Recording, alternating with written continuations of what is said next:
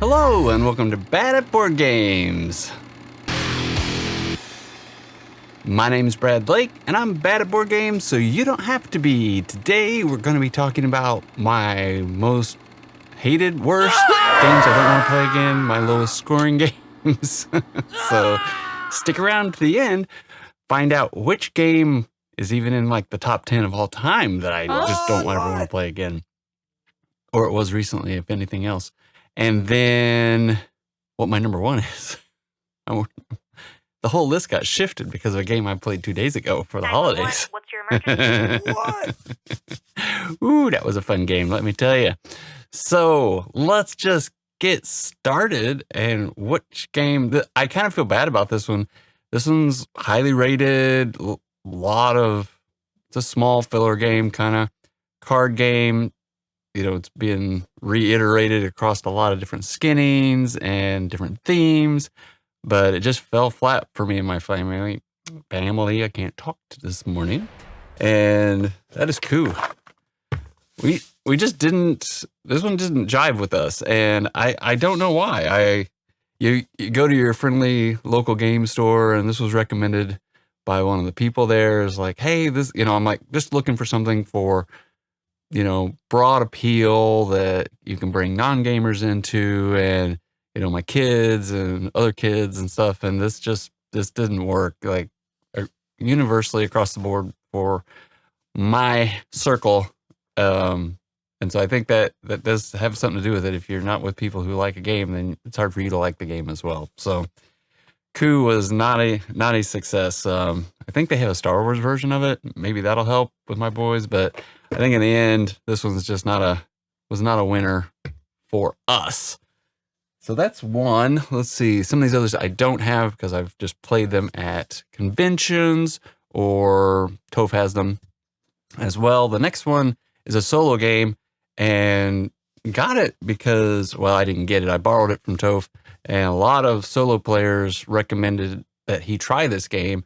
And I found it just continually punishing, probably because I'm just not good at it and I just didn't have fun at it. So sometimes I can enjoy a punishing game, 50% win rate, but this was, I would say, even less than that. And that puzzle of trying to win, just I didn't enjoy it. So my number 9 is Warp's Edge. So nice components, nice little game, nice size, something you can play at lunch, which I like, but I just couldn't get into that game. Played it a few times and kept trying, and it fell flat with me. It wasn't something that I enjoyed, and I know a lot of you do, and so it makes me feel bad, but we can't all like the same things, so it's okay for me not to like it. It's okay for you to like it a whole lot. So that's my number 9, games I just didn't like. Number 8 was a game from 2018 that Toph had on his shelf of shame, and it's called Horizons. And it's not rated that great. It's got like a 6.4, I think, on BGG, but we wanted to try it out because he hadn't played it. I think he got it really cheap, and this game just didn't do anything for us. So we got it off the shelf of shame. We played it, and then I don't think we're ever going to play it again. I'm not going to play it again. It just wasn't worth the time. So anyway, there's that. This next one had a lot of hype. They did a big marketing blitz on it, and I could see where this is good for those who have kids, younger kids even, ish. And it's Micro Macro. And, going around and finding the clues and trying to find how this crime was committed. And I like the art. I think the whole page and poster is really cute, and what's going on there is really cute. But I just found the experience. I found it just be like, I wouldn't pay the money for it. I didn't enjoy the experience enough to be like, oh, I want to play it again. I'm definitely going to stick that at a 4. I mean, if I had a young child want to play it, I would definitely sit down and play it with them. But because it's a crime, then you're getting into that. Is this something I want to play with a young kid? I don't know. It's cute, but I don't know. It's not like I'm a holy roller or anything, but it's just like maybe the theme could be changed a little bit for more of a family. I think drawing it and filling it in colors would be probably more fun than playing the game. But that's my opinion. The next one I got on the hype train because of Quackalope and Board Game Co. I've had a few of those come through, right? And this one just didn't work for me. Gotta get it. Pick it up.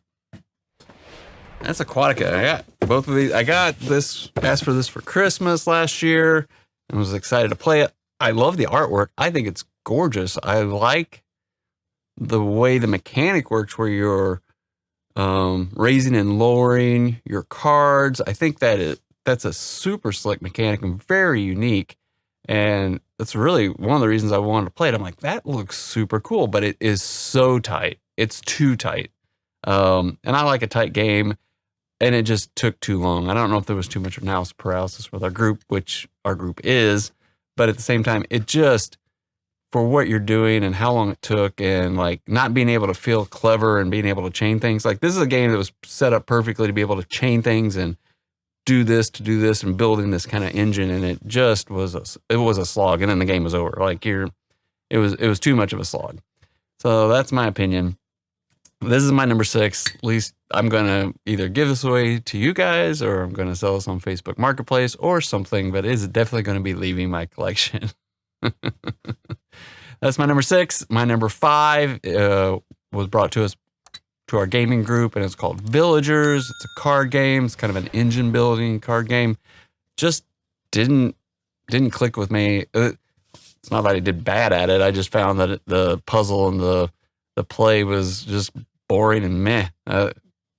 Villagers was not my cup of tea, and there's a bunch of other games that I'd rather play. And I'd give it a 6 out of 10. It was just maybe a 5 even. It was I didn't really enjoy my play of Villagers. So, and then the next one, this is one of the highest rated games on BGG's list. I don't think I'm going to play it again, ever. It's well-priced CGE through the ages. Now, the Civ people are going to go bonkers. I don't like this game. I swear this took us, felt like 8 hours, maybe because it felt like 8 hours, but it was at least 6. I spent a lot of time reading the rules. I was real interested in playing it and reading the rules and watching how to play. And I spent a lot of time so that we could sit down and me and Toph could play this game. And I would say the first couple of, probably about the first hour or two, it wasn't so bad. But then Toph swears it wasn't as long, but it was like 5-6 hours. We started at lunch and it was beyond dinner. Like, this took forever, and we didn't finish the third age. Like, basically I said, like, I'm done. Like, I still swear it was 8 hours. He swears it's like 4, and somewhere in the middle is probably the truth. But I did not enjoy this experience. I don't want to experience this experience again. So I've tried the app. There's not a lot about this game that really appeals to me.